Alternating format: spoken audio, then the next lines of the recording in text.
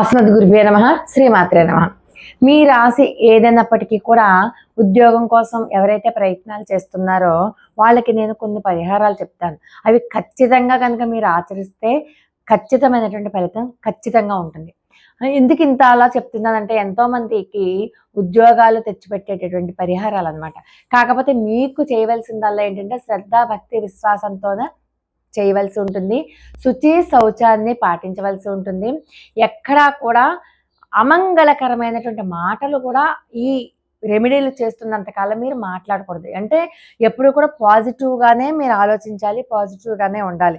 ఉద్యోగం కోసం ఎదురు చూస్తున్న వాళ్ళకి ముఖ్యంగా ఏం చేయాలి అంటే వాళ్ళు సూర్య ఆరాధన చేయాలి. సూర్య ఆరాధన అంటే ప్రతిరోజు సూర్యనారాయణమూర్తికి అర్ఘ్యాన్ని సమర్పించడం ఒకటి, ఆదిత్య హృదయాన్ని చదవడం ఒకటి చేయాలి. అలా చేసేటప్పుడు మీరు ఖచ్చితంగా సంకల్పం చెప్పుకోవాలి. మీరు దేనికోసం ఈ పనులు చేస్తున్నారు? మీరు అర్ఘ్యం సమర్పించాలి అంటే రాగి చెంబులో ఎర్రటి మందార పూలు, ఎర్రటి అక్షతలు తీసుకుని కాస్త నీళ్లు తీసుకుని ఓం రవయే నమః లేకపోతే ఓం మిత్రాయ నమః అనుకుంటూ అర్ఘ్యాన్ని సమర్పించాలి. ఇంకొకటి ఏంటంటే మీరు ఏం చేసినప్పటికీ కూడా వినాయకుడికి పూజ చేయకుండా ఉద్యోగానికి వెళ్ళడానికి, ఉద్యోగ ప్రయత్నాలు చేయడానికి లేదు. సంకటహర చతుర్థి అన్న వ్రతాన్ని మీరు చెయ్యండి. సంకటహర చతుర్థి వ్రతాన్ని చేసి వినాయకుడికి గరికమాల సమర్పించడం, గరికతో పూజ చేయడం చేసి 21 ప్రదక్షిణలు చేయడానికి మీరు అలవాటు చేసుకోండి. సంకటహర చతుర్థి ఖచ్చితంగా చేయాలి. దాంతోపాటు సంకట నాశన గణేశ స్తోత్రాన్ని చదువుకోండి. ఓం గం గణపతియే నమః అన్న మంత్రాన్ని కానీ, ఓం గణేశ రుణం చిందివరేణ్యం హుం నమః ఫట్ అన్న మంత్రాన్ని 108 సార్లు ప్రతిరోజు ఎవరైతే చదువుకుంటారో, అంటే మీకు రుణాలు పోవాలంటే మీకు ఆదాయం రావాలి కదా. మీకు ఆదాయం ఎలా వస్తుంది? ఉద్యోగం వస్తేనే మీకు ఆదాయ మార్గాలు క్లియర్ అవుతాయి అన్నమాట. అందుకని చెప్పి ఆ మంత్రాన్ని మీరు చెయ్యండి.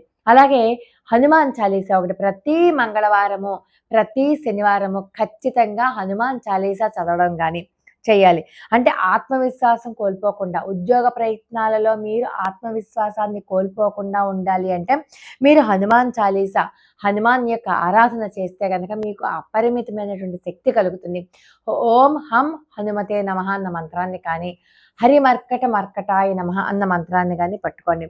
ప్రతి మంగళవారము, శనివారము దగ్గరలో ఉన్నటువంటి ఆంజనేయ స్వామి యొక్క గుడికి వెళ్ళి మీ సంకల్పాన్ని చెప్పుకుంటూ ఆంజనేయ స్వామికి ప్రదక్షిణలు చేయండి. అలాగే మీరు ఖచ్చితంగా సూర్య ఆరాధనతో పాటు విఘ్నేశ్వర పూజ, హనుమాన్ చాలీసా కూడా మీరు చదవవలసి ఉంటుంది. శనేశ్వరుని యొక్క అనుగ్రహం కూడా పొందవలసి ఉంటుంది. ఎవరైతే శనేశ్వరుని యొక్క అనుగ్రహాన్ని పొందుతారో వాళ్ళకి స్థిరమైన ఉద్యోగం కలిగి తీరుతుంది. ప్రతి శనివారం కూడా శనేశ్వరుడు ఉన్నటువంటి ఆలయంలో కానీ, శివాలయంలో కానీ నువ్వుల నూనెని సమర్పించండి. నువ్వుల నూనెని సమర్పించిన వాళ్ళు దీపారాధనగా వాడుకుంటారో, అభిషేకానికి వాడుకుంటారో అక్కర్లేదు. మీరు ఇచ్చినటువంటి నువ్వుల నూనె ఆలయంలో వాళ్ళు ఉపయోగించాలి. అలా చేస్తే గనక చాలా విశేషమైనటువంటి ఫలితం. పేదలకి అంటే తినడానికి తిండి లేని వాళ్ళకి, అడుక్కునే వారికి, అలాంటి వాళ్ళకి మీరు ఆహారం ఇవ్వండి. వికలాంగులకి ధన సహాయం కానీ, వస్తు సహాయం కానీ, ఆహారం యొక్క సహాయం కానీ మీరు చేయండి. అలా చేస్తే మీకు శని భగవాను యొక్క ఆశీస్సులతో స్థిరమైనటువంటి ఉద్యోగం కలుగుతుంది.